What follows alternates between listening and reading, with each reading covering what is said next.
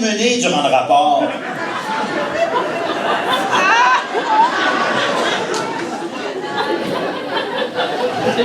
Non, mais il s'exprime bien quand même. Non, on peut lui donner ça.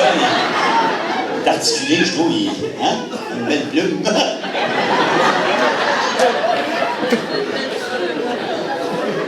Ah, mais sérieusement, tu dis ça, là, puis tu vois l'image.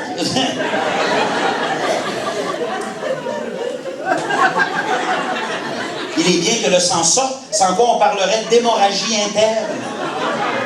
Sûr que la vision de notre sperme associée au sang fait flipper. Non, moi c'est drôle, là, mais ce qui me fait vraiment flipper, c'est que t'as réussi à te faire défoncer la prostate.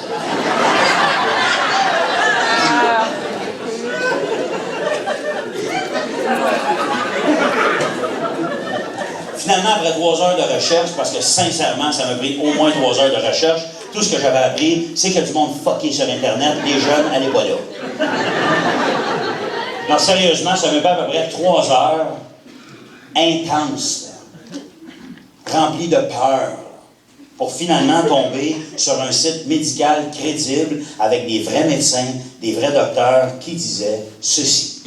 En passant, non, c'était pas une MTS. Et les gars, si ça vous est déjà arrivé, ou si plutôt ça vous arrive un jour, ben j'ai fait la recherche pour vous. Voici ce que c'était. La présence de sang dans le sperme est un problème appelé hémospermie. C'est une petite irritation, il est normal de s'inquiéter, mais c'est rarement grave, même bénin.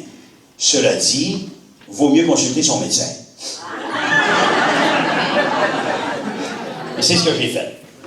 Sérieusement, il y a bien des beaux côtés à mon métier, là, mais c'est pas super le fun d'aller raconter ça à un médecin quand t'es connu. T'sais. Non. Puis moi, en plus, j'haïs ça, ça me gêne, ce genre d'affaires-là. Puis moi, je suis chanceux dans la vie. J'ai un médecin de famille depuis une dizaine d'années.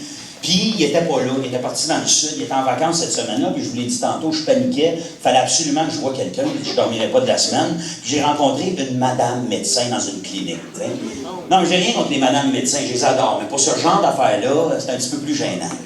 Puis comme j'arrive, la madame, elle me reconnaît tout de suite. Elle fait comme, mon Dieu, c'est Patrick Gros, ça. Oui, c'est Patrick Gros. Ça se parlait tout seul, mais fort, là, à haute voix, là.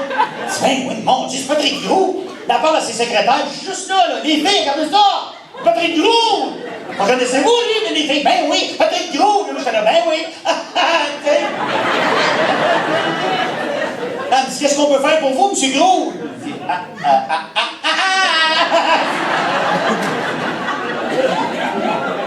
va te compter ça dans ton bureau, là! Là, on passe dans son bureau, tu sais, peut-être super gentiment, là, elle n'arrêtait pas de parler. À un moment donné, elle dit, Monsieur Gros, avant de commencer, il faut que je vous dise, ma fille capote sur vous. Vous êtes son idole. Elle commence à me parler de sa fille, tu sais. Elle dit, elle vous trouve pas mal cute, elle dit, elle est célibataire, elle dit, elle a 28 ans, elle dit, je peux vous la présenter si vous voulez. Ouais, fait que c'est ça, là, moi, j'ai du sang dans mon sperme. Elle me dit, ah oui, c'est déjà arrivé à mon mari, mais il faut dire qu'il a un travail très éprouvant.